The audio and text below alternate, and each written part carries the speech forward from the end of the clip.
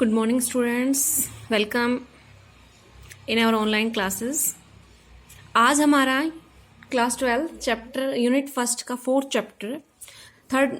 Last video में हम chapter number 3 complete कर चुके थे। यहाँ आपका कौन सा चैप्टर है? चैप्टर नंबर 4 जो है रिप्रोडक्टिव हेल्थ। अब तक तो हम पढ़ रहे थे reproductions, how reproductions types, asexual, sexual, flooring में कैसे रिप्रोडक्शंस होता है। फिर जो थर्ड चैप्टर था उसमें हमने बात की थी ह्यूमन रिप्रोडक्शंस, मेल फीमेल के बारे में पढ़ा। क्लियर? तो अब है कि कैसे हम, जैसे कि लाइफ प्रोसेस है, लाइफ प्रोसेस में जैसे कि हम पढ़ते हैं हमारा digestive system, excretory systems, respiratory system, तो क्या उसी तरह क्या है रिप्रोडक्टिव सिस्टम। तो रिप्रोडक्टिव जो सिस्टम्स है, कैसे हम जैसे अपने डाइजेशंस का अच्छा खाना खा के, रेस्पिरेशंस जो हम क्या करते हैं, प्योर ऑक्सीजन, प्योर इन्हेलेशंस, अच्छी गुड जो इन्हेलेशंस होती है मॉर्निंग टाइम में, इन्हेलेशंस करके अच्छा ऑक्सीजन जो हमें मिलती है, शुद्ध वायु। और इसी तरह तो क्या करते हैं, इसी तरह हमें क्या करना है, अपने रिप्रोडक्टिव सिस्टम्स का भी ध्यान रखना होता है। रिप्रोडक्टिव हेल्थ के बारे में भी हमने क्या करना है, ध्यान रखना है। तो रिप्रोडक्टिव हेल्थ भी उसी तरह है। रिप्रोडक्टिव जो हमारी सिस्टम है वो भी बाकी सिस्टम्स की तरह ही है कि हमें जैसे उनकी केयर्स करते हैं, तो हमें साथ साथ रिप्रोडक्टिव हेल्थ के बारे में भी आगे हम पढ़ेंगे। रिप्रोडक्टिव हेल्थ में कौन कौन सी चीज़ें हमको हमें ध्यान रखना चाहिए, क्या हमें इसका बारे में करना चाहिए। तो रिप्रोडक्टिव हेल्थ की पहले हमें डेफिनेशंस पता होना चाहिए। रिप्रोडक्टिव हेल्थ की जो डेफिनेशन है वो एक WHO जो वर्ल्ड हेल्थ ऑर्गेनाइजेशन है उन्होंने दी थी। क्या दी थी कि physically, emotionally, behaviour and social सारे एस्पेक्ट्स क्या हैं, सारे क्या एस्पेक्ट्स फिट हों, जो सिर्फ ना सिर्फ चारों को मिला के जो चारों physical, emotional, behaviour and social aspects ऑल्स आर क्या हो, वेल बीइंग। मीन्स ये सभी क्या है, इन सबको मिला के अगर हम फिट हैं तो उसको हम रिप्रोडक्टिव हेल्थ में काउंट करेंगे। क्लियर? रिप्रोडक्टिव हेल्थ अब क्या है, क्या कौन कौन से प्रॉब्लम्स हैं, क्या स्ट्रेटजीज हैं इसके लिए। तो सबसे पहले है, आपने देखा होगा हम परिवार में भी अगर हमारा डाइजेस्टिव में दिक्कत हो जाती है या वैसे भी स्कूल में कहीं भी, तो हम क्या करते हैं, जो रिप्रोडक्टिव सिस्टम है इसमें क्या होता है, इस पे डिस्कस फैमिली के साथ, अपनी मदर के साथ डिस्कस करना, थोड़ा इसको हम क्या कर ले, फैमिलियर इसको डिस्कस नहीं कर पाते, फ्रैंक टाइप से इसके बारे में डिस्कस नहीं कर पाते। अपनी अगर कुछ प्रॉब्लम, गर्ल्स को अगर सपोज करो फर्स्ट टाइम उसको मेंस्ट्रुएशंस होता है तो वो हेजिटेट होती है अपनी मदर को शेयर करने में। और मदर को भी क्या होती है कि मदर को भी क्या होना चाहिए कि उसको अपने जो उसकी डॉटर है या फिर हमारे आसपास के जो हमसे सीनियर हैं या अपने जूनियर्स को क्या करना चाहिए, इस चीज़ के बारे में अवेयर करना चाहिए। स्कूल ऐसे प्रोग्राम्स या फिर ऐसे हेल्थ केयर प्रोग्राम होते हैं जो रिप्रोडक्टिव हेल्थ के बारे में, स्कूल में सेक्स एजुकेशन, इन सब के बारे में अवेयर किया जाता है। तो ये क्या है कि रिप्रोडक्टिव हेल्थ के ऊपर डिस्कस करना, इट्स वेरी इंपॉर्टेंट। ठीक है? जो भी बच्चे की टीनेज होती है, क्या क्या उसमें चेंजमेंट आते हैं, उनको अवेयर करना उस चीज़ के लिए, क्या क्या उसमें कौन कौन सी चीज़ें फेस होती हैं, तो वो सारा क्या है कि हमें उसके ऊपर क्या करना चाहिए, डिस्कस करना चाहिए। ठीक है? रिप्रोडक्टिव हेल्थ की क्या क्या प्रॉब्लम है, क्या स्ट्रेटेजी। एक तो है ओवर पॉपुलेशंस। ठीक है? ओवर पॉपुलेशंस का यहाँ जो पॉइंट दिया गया है कि 1951 में क्या गया था, एक फैमिली प्लानिंग प्रोग्राम किया गया था और साथ में रिप्रोडक्टिव चाइल्ड हेल्थ, साथ में क्या कहता है कि जो रिप्रोडक्टिव के साथ में और जो चाइल्ड की हेल्थ है उसके बारे में भी एक प्रोग्राम तैयार किया गया था। उसके बाद है कि अवेयरनेस अबाउट रिप्रोडक्शंस, कि लोगों को रिप्रोडक्शंस के बारे में अवेयर करना। क्लियर? जैसे कि मीडिया वगैरह हैं, मीडिया जो इसमें हेल्प करते हैं, टीचर्स हो गए, जो भी प्रोग्राम्स होते हैं वो। उसके बाद सेक्स एजुकेशन बच्चों को स्कूल में उसकी मिथ्स, मतलब कि जो उनको गलत धारणाएं बनी हुई है उनको रियलिटी क्या है वो उनको बताना, उनकी गलत धारणा उनके दिमाग से निकालना और उसके पॉजिटिव पॉइंट ऑफ व्यू से देखना उस चीज़ को। STD, सेक्सुअल ट्रांसमिटेड डिजीज की कौन की रिप्रोडक्टिव हेल्थ, जो भी सेक्सुअली कॉन्टैक्ट से कौन कौन सी डिजीज हो सकते हैं, ये आगे फ्यूचर में कितनी खतरनाक हो सकती है उसके बारे में बताना। आगे है birth control and care of childs and mother. ये रिप्रोडक्टिव हेल्थ कई बार यूं भी खराब हो जाती है कि क्या ये प्रॉब्लम आती है, चाइल्ड की अच्छे से केयर नहीं पाती है, मदर्स की केयर नहीं हो पाती है। सेक्स रिलेटेड क्राइम्स की सेक्स से ऐसे बहुत से जैसे रेप केस वगैरह हो जाते हैं, तो क्या है कि उसके बारे में भी एक पॉजिटिव क्या देना, लोगों को एजुकेशन देना उसके बारे में।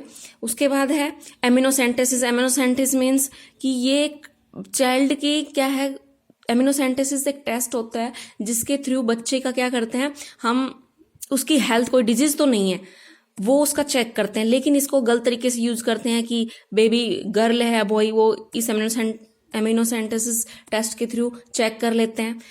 उसके थ्रू है मेडिकल फैसिलिटी की, अगर मेडिकल फैसिलिटी प्रोवाइड होती है तो कोई प्रॉब्लम नहीं होती है, मेडिकल फैसिलिटी का प्रोवाइड ना होना ये भी एक प्रॉब्लम हो सकती है। उसके बाद रिसर्च है। रिसर्च क्या है कि जैसा कि WHO है, जो वर्ल्ड हेल्थ ऑर्गेनाइजेशन है, वो कब आया था, मई 1974 में, ठीक है। तो उन्होंने 6 जो डिजीज हैं उन पे क्या वैक्सीन तैयार की गई थी, क्लियर। जैसा कि आपको पता है कि जब बच्चा 1 वीक का होता है, आफ्टर बर्थ 2 वीक्स 1 मंथ, उनको वैक्सीन दी जाती है, जो आपने सुना होगा नॉर्मल गांव में टीके लगाए जाते हैं कि जब वो 6 महीने का हो जाता है जब उसको अलग टीका लगाया जाता है। तो WHO ने 6 डिजीज की जो वैक्सीन है वो तैयार कर ली गई थी, और जब भी after the birth of child वो वैक्सीन उसको 2 साल तक दी जाती हैं टाइम पीरियड के अकॉर्डिंग, क्लियर। DPT जैसे ट्रिपल वैक्सीन्स जो उनको दी जाती है, तो ये सारे स्मॉल पॉक्स वगैरह के ये इनको क्या होती है, वैक्सीन उनको दी जाती है आफ्टर बर्थ, ठीक है। उसके बाद है नेक्स्ट पॉइंट है पॉपुलेशंस एक्सप्लोजन। पॉपुलेशंस एक्सप्लोजन का मतलब है कि एक पर्टिकुलर टाइम में किसी भी स्पीसीज की पॉपुलेशंस का इंक्रीज होना, this is called as populations explosion, particular species का इंक्रीज होना। अब ये देखा गया था कि जो 1920 है उससे पहले जो बर्थ रेट था और डेथ रेट, बर्थ रेट और डेथ रेट था, वो दोनों क्या थे, इक्वल थे, जितने पैदा हो रहे थे उतने क्या हो रहे थे, मर रहे थे। लेकिन आफ्टर 1920 बर्थ रेट तो बढ़ गया और डेथ रेट क्या था, कम हो गया। तो इससे क्या है कि पॉपुलेशन एक्सप्लोजन क्या होगा, बढ़ ही रहा है। जैसा कि आप जानते हो, अगर हम पॉपुलेशंस की स्टडी करते हैं तो उसको हम बोलते हैं डेमोग्राफी। क्या बोलते हैं उसको, डेमोग्राफी। पॉपुलेशन, ह्यूमन पॉपुलेशंस की अगर हम स्टडी करते हैं तो उसको बोलते हैं हम डेमोग्राफी। अब देखो मोर्टिलिटी टर्म आती है, मोर्टिलिटी मीन्स डेथ रेट, किसी की कितनी पॉपुलेशंस की डेथ रेट है, और नेटिलिटी होती है कितना बर्थ रेट है, ठीक है। अब हम क्या करते हैं कि पॉपुलेशन एक्सप्लोजन को कैसे चेक करते हैं। एक तो पहले हम देख लेते हैं कि देखो जैसे 2001 तक देख लेते हैं कितनी पॉपुलेशन काउंटिंग है। उसके बाद अगर हमें 2010 में अगर हमें पॉपुलेशन चेक करनी है, पूरा डाटा तैयार करना है, तो हम ये देखते हैं उस साल के बीच में कितने का बर्थ, मोर्टिलिटी और नेटिलिटी दोनों को ही क्या करते हैं, मेजर करते हैं। उसके बाद हम क्या निकालते हैं, पॉपुलेशंस, ठीक है। उसके बाद है, और अगर हमें किसी पर्टिकुलर एरिया की पॉपुलेशन निकाले तो उसमें हम देखते हैं माइग्रेशंस, कितने वहां से बाहर गए हैं, या इमाइग्रेंट्स और इमीमाइग्रेंट्स, कितने वहां बाहर से, कितने तो उस पर्टिकुलर एरिया से बाहर गए हैं और कितने उसमें आए हैं, वो भी हम उसमें देख लेते हैं। सपोज करो किसी गांव में बाहर से आके कोई लोग रह रहे हैं, वो हम चेक करते हैं उस पर्टिकुलर टाइम में कौन आया, कौन वहां से गया है, ठीक है। तो ये भी एक पॉपुलेशंस, मोर्टिलिटी और नेटिलिटी के साथ में माइग्रेशंस का भी हम चेक करते हैं पॉपुलेशंस के लिए। उसके बाद है, अब ये इसमें साथ साथ क्या देखते हैं हम कि मैटरनल और इन्फेंट, ये किससे मेजर करेंगे, MMR means maternal mortality rate और इन्फेंट मोर्टिलिटी रेट। हम जो रिप्रोडक्टिव हेल्थ में इसमें ये 2 चीज देखते हैं कि जो मैटरनल की डेथ रेट कितनी है और इन्फेंट की डेथ रेट कितनी है। अभी डेथ क्यों हो रही है, वो की रिप्रोडक्टिव हेल्थ की वजह से, उसका जो मदर की रिप्रोडक्टिव हेल्थ पर क्या इफेक्ट पड़ रहा है वो, ठीक है। अब ये एमएमआर और जो आईएमआर है कि मदर की मैटरनल और इन्फेंट शिशु दोनों की जो बर्थ डेथ रेट है वो क्यों बढ़ रहा है, तो वो एक तो है उनको रोकने के लिए, एक तो बेटर अवेयरनेस, उनको हर चीज के कौन से मंथ में उनको क्या खाना चाहिए वो सारा उनको अवेयर करना चाहिए।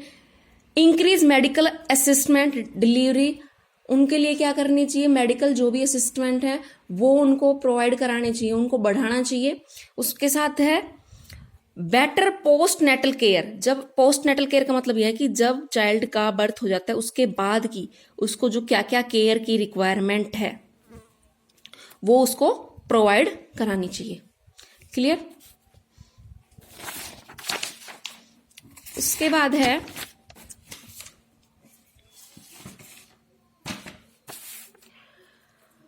Improve reproductive health. Reproductive health को कैसे इंप्रूव कर सकते हैं हम? देखो, एक तो है स्मॉलर फैमिली, ठीक है, STD cure, sexual transmitted disease को क्योर करके। थर्ड है मेडिकल फैसिलिटी को प्रोवाइड करा के हम क्या करते हैं, इंप्रूव रिप्रोडक्टिव हेल्थ को हम इंप्रूव कर सकते हैं।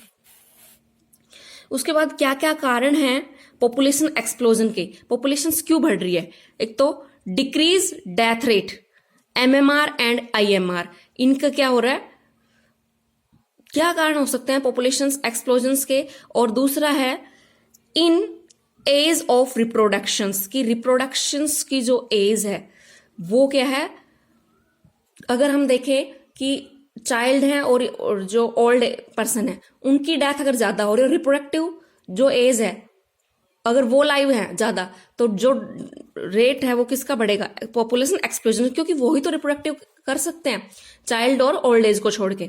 क्लियर? यहां एक ये पॉइंट है। उसके बाद है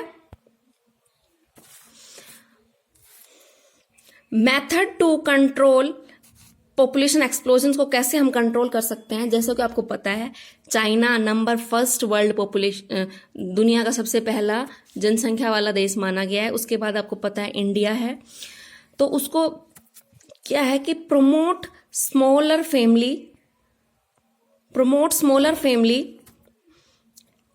एंड एक तो स्मॉलर फैमिली हो, ठीक है। उसके बाद है जैसे कि नारा भी हो, एक स्लोगन भी होता है कि हम दो हमारे दो, ठीक है, तो इस हमें स्मॉलर फैमिली को प्रमोट करना चाहिए। Promote use of contraceptive means हमें जो प्रेगनेंसी है, जो प्रेगनेंसी को कंट्रोल करता है, वो क्या करने चाहिए, कॉन्ट्रासेप्टिव मेथड्स यूज करने चाहिए। ये इजीली अवेलेबल होते हैं, सच एज कॉन्डम्स वगैरह, अलग अलग जो टाइप्स हम फर्दर डिस्कस करेंगे।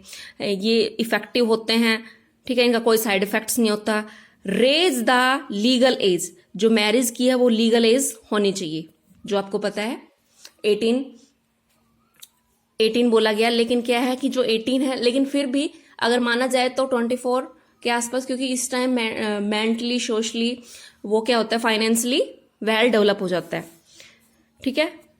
उसके बाद पॉपुलेशन सेक्स रेशियो आपको पता है कैसे नोट करते हैं, कि दैट मीन्स कि कितनी गर्ल्स हैं, जैसे कि थाउजेंड्स बॉयज हैं, तो जो रिकॉर्ड है उसके अकॉर्डिंग बोला गया 920 गर्ल्स